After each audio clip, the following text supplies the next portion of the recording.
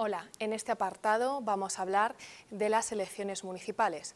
Aunque parezca curioso, las elecciones municipales no solamente se han realizado bajo regímenes democráticos. A lo largo de la historia, el derecho del sufragio universal ha ido de la mano del desarrollo del derecho constitucional. Si vemos, por ejemplo, desde la antigua revolución desde el régimen de los Borbones, por allá en 1876 hasta 1923, en España se han celebrado 21 comicios electorales municipales. En la Segunda República se realizaron 4. Incluso durante el régimen franquista se realizaron 8 comicios electorales.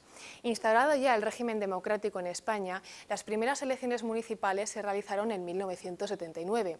Además, como he dicho antes, la importancia de la evolución del derecho del sufragio implica que esté recogido en nuestra Constitución, en los artículos 23.1 y 13.2. Esto es así porque el derecho del sufragio va unido al derecho de igualdad. Además, hay un texto legal que desarrolla las características por las cuales podemos desarrollar y ejercer este derecho, que es la Ley Orgánica del Régimen Electoral General 5/85 de 19 de junio.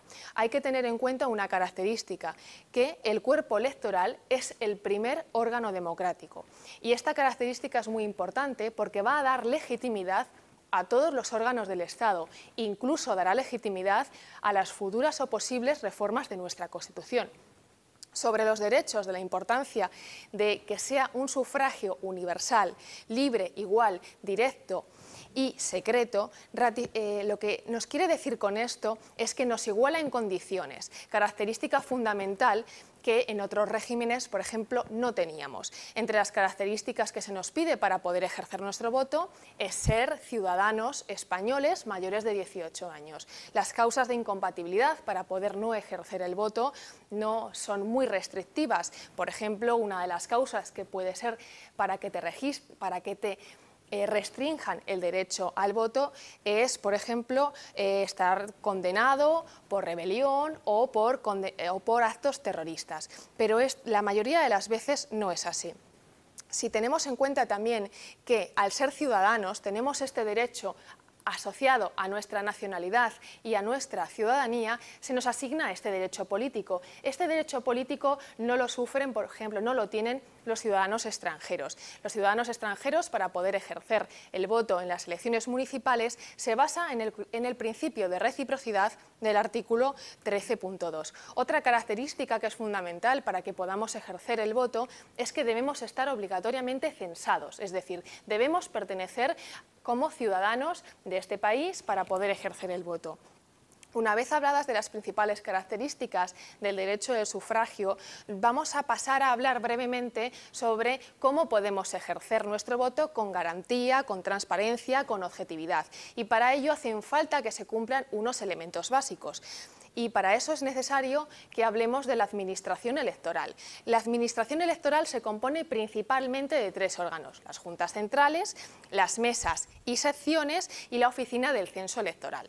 Las juntas centrales dirigen toda la administración electoral, son órganos autónomos e independientes y formados por personas que también lo son, precisamente para garantizar esa objetividad. Se componen, hay juntas centrales, juntas provinciales, juntas de zona, y cuando hay comicios a elecciones autonómicas se forman también las juntas autonómicas. Por ejemplo, la Junta Central se compone de 13 miembros, 8 de los cuales son miembros del Tribunal Supremo para garantizar esa objetividad. El segundo elemento de la administración electoral para que podamos ejercer con garantías este derecho al voto, como he dicho, son las secciones y las mesas electorales. Digamos que estas secciones y mesas electorales lo que nos favorecen, lo que nos garantizan, lo que nos dan es la parte operativa el día que nosotros vayamos a ejercer ese voto con garantías. Y el último elemento, como he dicho, que forman la administración electoral, es la oficina del censo. La oficina del censo depende del Instituto Nacional de Estadística y es la que va a realizar los censos donde nos vamos a registrar como ciudadanos para poder ejercer nuestro derecho al voto. Brevemente comentaremos algunas características sobre campaña y candidatos. Los candidatos los van a presentar los partidos políticos, las coaliciones de los partidos políticos las agrupaciones y con la última reforma de la ley electoral ahora también podrán presentar candidatos las asociaciones y lo harán ante estos órganos de la Administración electoral, ante la Junta Central, Provincial o de zona correspondiente. Avalado además también tendrán que presentar cuando se realice la campaña de un administrador para que administre los gastos de campaña. Si luego además también hablamos brevemente de las características de la campaña electoral, vamos a destacar que se convocarán a los 38 días de que se haya publicado en el boletín oficial correspondiente la convocatoria de elecciones municipales y que, como sabemos, la campaña dura 15 días y que termina a las 0 horas del día inmediatamente anterior de la convocatoria de elecciones, que como sabemos es la jornada de reflexión. Si después hablamos de la votación, el escrutinio y la proclamación de candidatos, inevitablemente tenemos que hablar de la parte operativa de la Administración electoral. Aquí hablaremos de cómo se constituyen las mesas electorales, que están formadas por un presidente y 2 vocales, que son ciudadanos elegidos por sorteo y que además, para controlar o garantizar esa homogeneidad, esa transparencia dentro de los procesos electorales, los partidos políticos pueden nombrar interventores y apoderados para que también ayuden a vigilar o a controlar para que no se produzcan irregularidades el mismo día de la votación. Como sabemos, las votaciones se realizan en domingo, de 9 de la mañana a 8 de la tarde, ininterrumpidamente. Y además, una vez finalizado el periodo de votación, se realizará el escrutinio, se completará el acta y una vez realizada el acta es el presidente de mesa el que tiene que llevar ante la Junta Electoral correspondiente el acta con los resultados.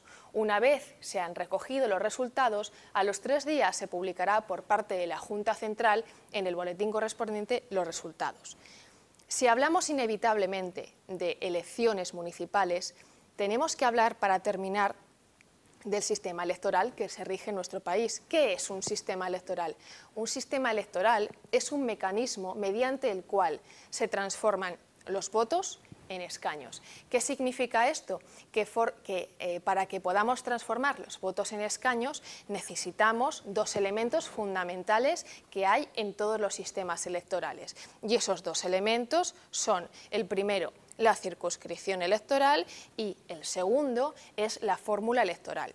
Si hablamos de la circunscripción electoral, como nos estamos refiriendo a términos municipales, pues evidentemente la circunscripción será municipal, pero la circunscripción, aunque esté dentro de este término, la circunscripción electoral se va a dividir para que podamos gestionar, para que se pueda gestionar ordenadamente el derecho al voto. ¿Y cómo se divide la circunscripción?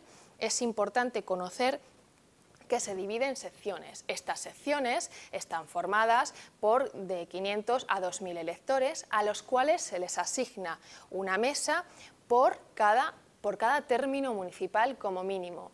Los electores son ordenados en unas listas a los que les corresponden esas secciones y esas mesas. Para terminar, hablaré de la fórmula electoral.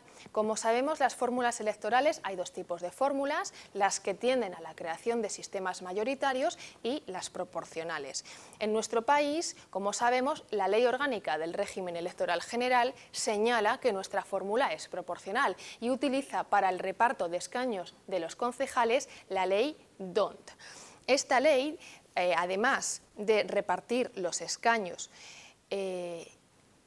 de manera proporcional, no solamente dice cómo se constituyen los escaños, sino, dependiendo de la población que tiene cada municipio, establece cuántos concejales hay. No es lo mismo un concejal, no es lo mismo un municipio que tenga censadas 1.000 personas que el de una gran ciudad que, por ejemplo, tenga 1 millón. Y estas características vienen desarrolladas en la LOREG. Como todos sabemos, para votar se presentan los partidos en listas cerradas y bloqueadas, es decir, y no elegimos directamente al alcalde, elegimos en la urna el grupo parlamentario que queremos que nos represente por mayoría. El alcalde será elegido a los 20 días, una vez celebradas las elecciones, en el pleno constituido, el pleno del ayuntamiento, y será votado entre los concejales existentes o que hayan salido. Se elegirá en la primera vuelta por mayoría absoluta y, si no se consigue esa mayoría absoluta, será proclamado concejal será proclamado alcalde concejal, el concejal de la lista más votada. Otra característica que no es muy conocida sobre las elecciones municipales es que, por ejemplo, cuando el municipio tiene menos de 250 personas, la lista sí que es abierta. Por ejemplo, si el municipio tiene menos de 100 personas, podemos elegir en listas abiertas al que nos queremos, a la persona que queremos que nos represente, a 2 de las 3 posibles candidaturas, y si el municipio tiene más de 100 y menos de 250, podemos elegir entre 4 de los 5 candidatos que haya. Si queréis conocer más actividades o más curiosidades sobre las elecciones municipales, os animo a estudiar en profundidad la Ley Orgánica del Régimen Electoral General.